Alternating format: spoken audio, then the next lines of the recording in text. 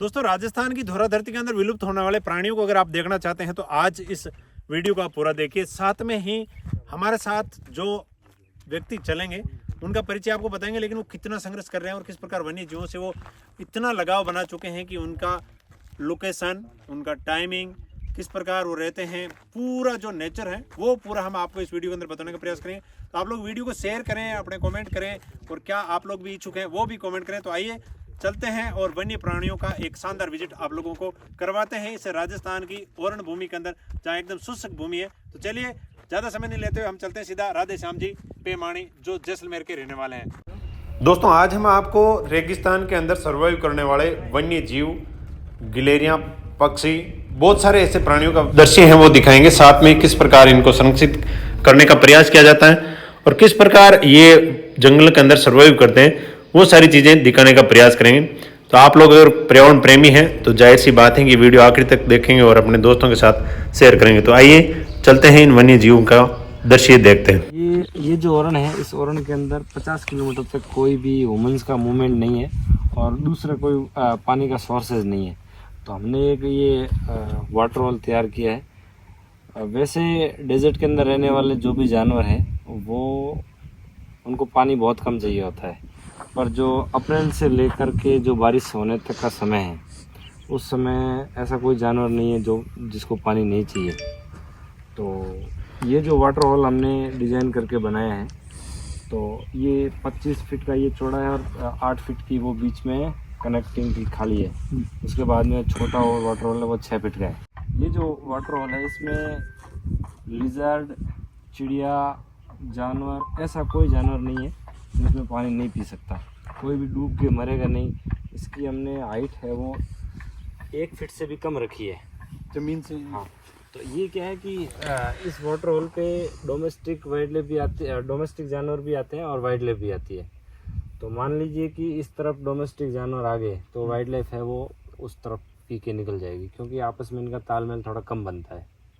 और दूसरा क्या होता है कि वहाँ उस तरफ स्लॉप है तो इसकी सफाई करने में भी थोड़ा इजी रहता है, और जब पानी थोड़ा कम हो जाता है तो उस खेड़ी में चला जाता है, मतलब कि एकदम ड्राई नहीं होता।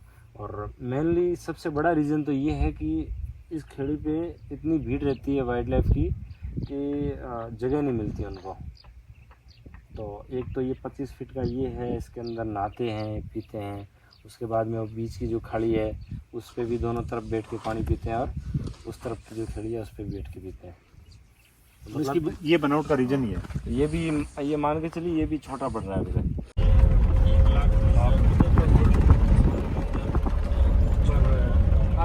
खाली होते हैं जानवर फायदे बोले। इस टाइप की 4 खेड़ियाँ हैं जिसकी कैपेसिटी 1000 लीटर है। इसको एक छोटी खेड़ी से कनेक्ट किया हुआ है जो दूसरी तरफ है, तो छोटे से बड़ा जानवर पानी पी सकेगा, क्योंकि जब तक बड़ी खेड़ी में पानी है तब तक जो गजलर सिस्टम टाइप की छोटी खेड़ी इसके पास में बनाई हुई है। गोबर के ऊपर ये छिपकली नहीं दिख रही, क्या बोलते हैं?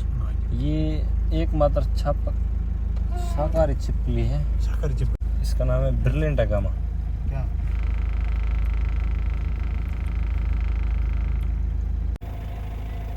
कर दिया राजा।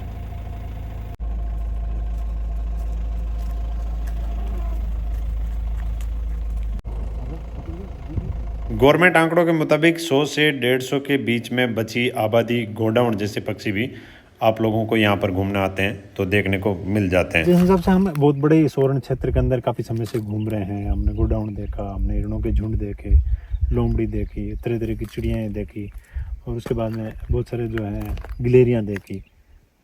अप्रॉक्स ये कितना बड़ा वन क्षेत्र होगा? देखिए 1,20,000 बीघा का ओरण क्षेत्र है। उसके अलावा 1-2 गाँव के टुकड़ों में ओरण क्षेत्र है। उसके अलावा जो बिश्नोई कम्युनिटी के जितने भी आपने अभी देखे हैं खेत वगैरह, मान के चलिए ये ऑलरेडी सेंचुरी है। तो यहाँ के लोग भी वाइल्ड लाइफ कंजर्वेशन को लेकर के काफ़ी सपोर्ट करते हैं। और ये ओरण है, इस ओरण के अंदर लोग एक भी लकड़ी नहीं काटते हैं, और संरक्षण के अंदर मतलब स्थानीय लोग कोई भी इस ओर शिकार नहीं करते हैं। और बाहरी जो भी आदमी सेंधमारी करता है उसमें हमारी टीम है, जो पूर्णतया शिकार पर प्रतिबंध लगाने का प्रयास कर रही है। एक बहुत बड़ी समस्या देखी गई है कि दो जानवर, कुत्ता और एक सुअर, ये वन्य जीवों के प्रजनन और उनके जीवन की दिनचर्या है, उसके अंदर बहुत बड़ी बाधा है। कुत्ता है जो कुत्ते का प्रेडिटर, पहले जैसे डेजर्ट के अंदर बात की जाए तो 70 साल पहले यहाँ पर चीता भी हुआ करता था, और अमूमन अभी भी कुछ दिन पहले लेपर्ड भी यहाँ से पकड़ा गया है या भेड़िया है। इस टाइप के जो कुत्तों के प्रेडिटर है उनको लोग या स्थानीय लोग हैं वो इनको भगा देते हैं या फिर मार देते हैं या फिर वन विभाग पे दबाव लगा के उनको जल्द पकड़वा देते हैं।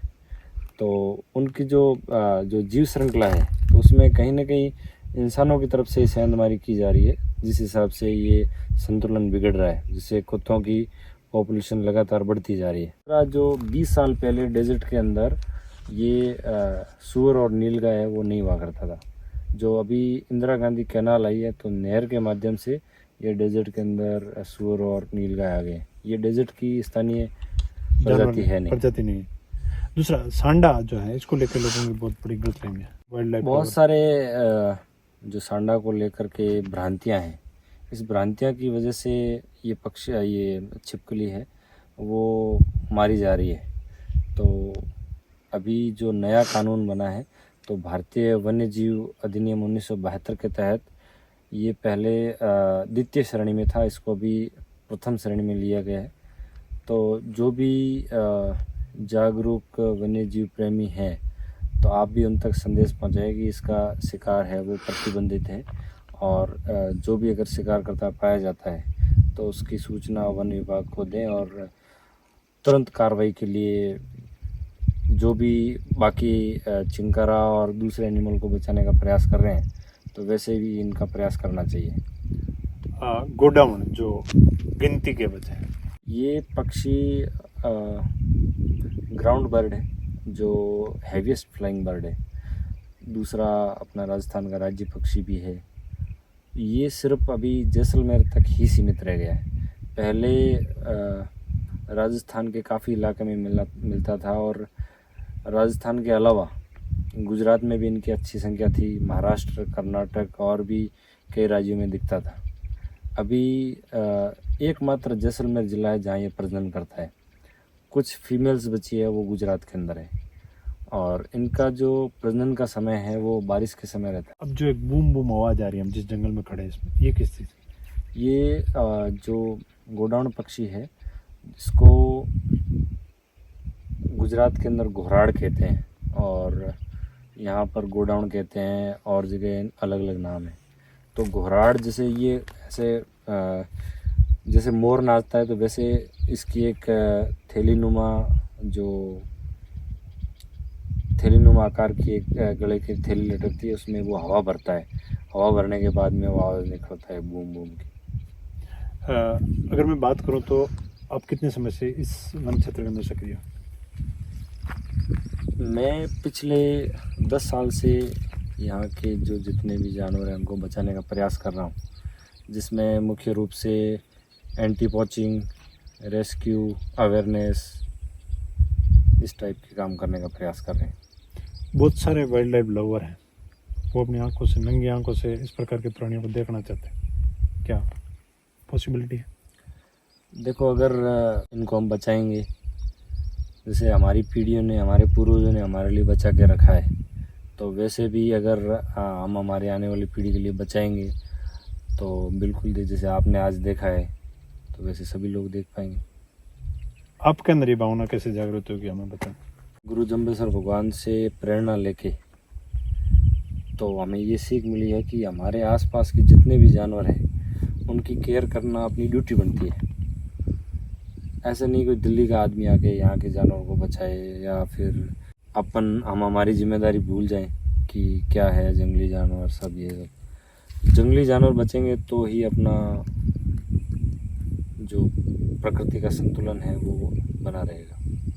बहुत सुंदर, जंगली जानवर बचेंगे तो ही प्रकृति का संतुलन है वो बना रहेगा। हमारे साथ है राधेश्याम जी पेमाणी, जो हम लगभग पिछले कई घंटों से इस ओरण क्षेत्र के अंदर घूम रहे थे, जहाँ पे हमने बहुत सारे पशु पक्षी और जो गिलहरियाँ छिपकलियाँ बहुत सारे जो है तरह तरह के जानवर देखे। और ये एक कम उम्र के अंदर अगर हम कहें तो अपना प्रयास शुरू कर दिया था, जिसके चलते इनको जो नॉलेज है, जिनके हमें उनके साइंटिफिक नेम हो, चाहे उनके जो है खूबियाँ हो, चाहे उनके मीटिंग टाइम हो, ये बहुत सारी चीज़ें जो है आप और हम सभी को पता नहीं होती, लेकिन जो लोग इनसे जुड़ जाते हैं और जिन अपने दिलों में बसा लेते हैं वो ही हमें बता सकते हैं कि आखिर किस प्रकार ये वन्य जीव अपना जीवन यापन करते हैं और किस प्रकार हमारे जीवन के अंदर संतुलन बना रहे, प्रकृति का संतुलन बना रहे, उसके अंदर वन्य जीव होना जरूरी है। वो सारी बातें बता रहे थे। आप लोगों को क्या करना है जरूर कमेंट करें, और आप अगर यहाँ पर आके इस प्रकार की चीज़ें देखना चाहते हो या राधे श्याम जी से मिलना चाहते हो तो जरूर अपने कमेंट करें, हम आप लोगों को इनके कॉन्टैक्ट वगैरह जो है प्रोवाइड करने का प्रयास करेंगे। मैं आपको फौजी भाई फिर हाजिर हूँगा, तब तक के लिए जय हिंद जय भारत।